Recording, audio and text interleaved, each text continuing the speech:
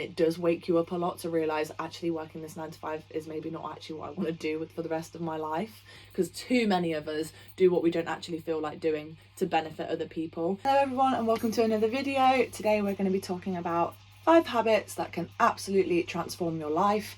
These are from personal experiences, stuff I've read up on, stuff I've tried, stuff I've experienced myself, and things that I just know that in general can change your life, and things that also I am wanting to input more into my life and create as habits.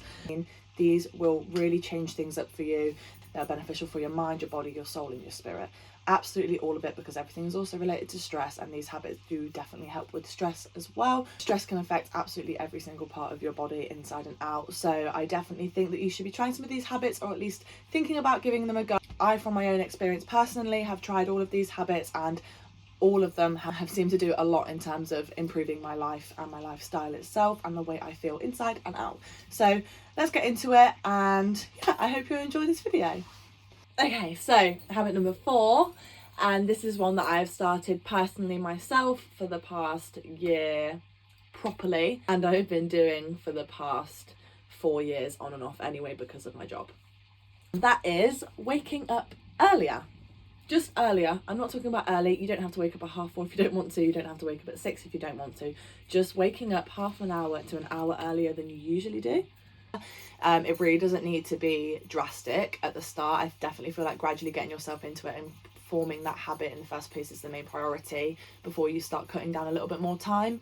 The main benefit is you genuinely just have time for yourself. I feel like, especially if you're working a 9 to 5 job, you don't really feel like you have much time for yourself. You wake up late, you get stressed, you're anxious, you're rushed, you go to work, still a little bit stressed, probably still tired because you've slept in. And then you go home and you're tired from the day of work, so you sleep again and you do the whole cycle all over again until it's the weekend. And I just feel like that is not good for ourselves. We only have so many hours in the day, we only have so much time in our lives, and just spending that on working on somebody else's dreams. So especially if you work for someone, working for them, you're working for what they want.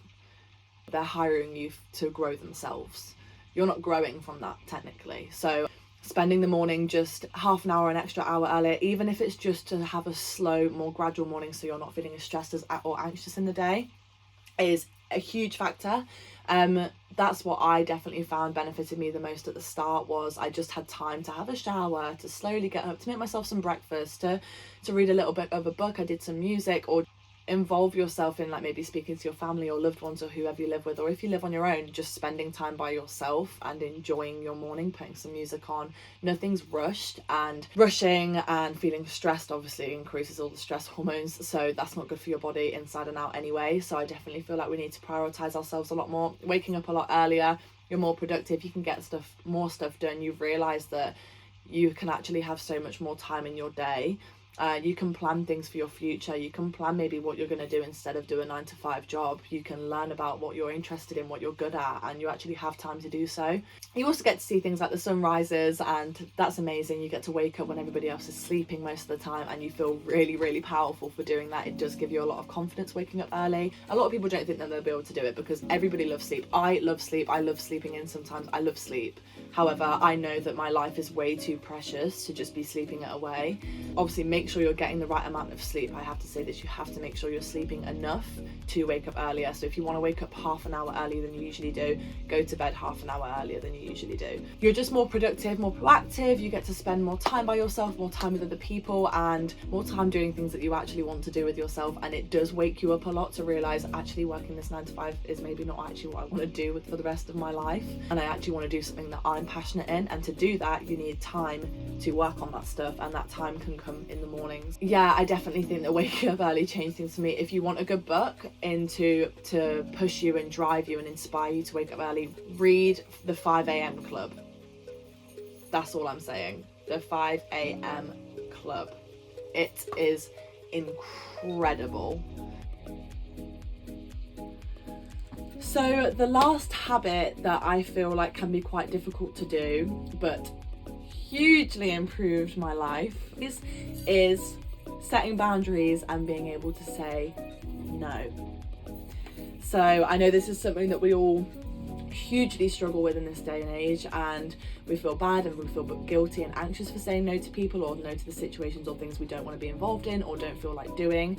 And if you read The Life-Changing Magic of Not Giving a Fuck, that's another book I'll link in the description below, it will change things massively for you. As a very empathetic person, I really struggled to say no to situations and people. I felt bad, I felt so guilty for doing it, and I was scared, I was afraid to say no to things especially that I didn't want to do.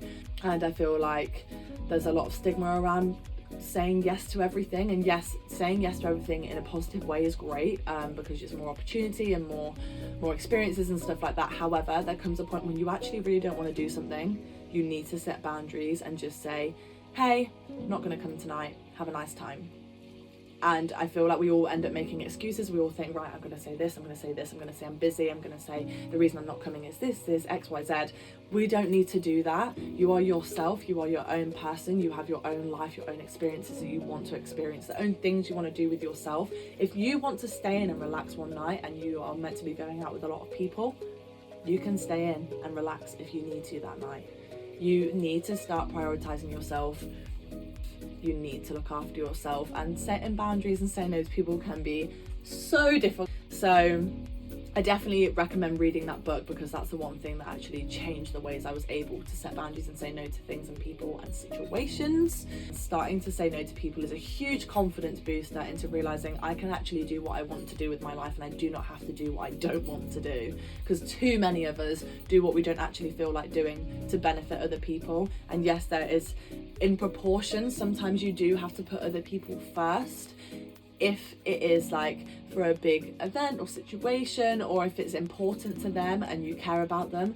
And like she says in the book, set boundaries and say no, but don't be a dickhead.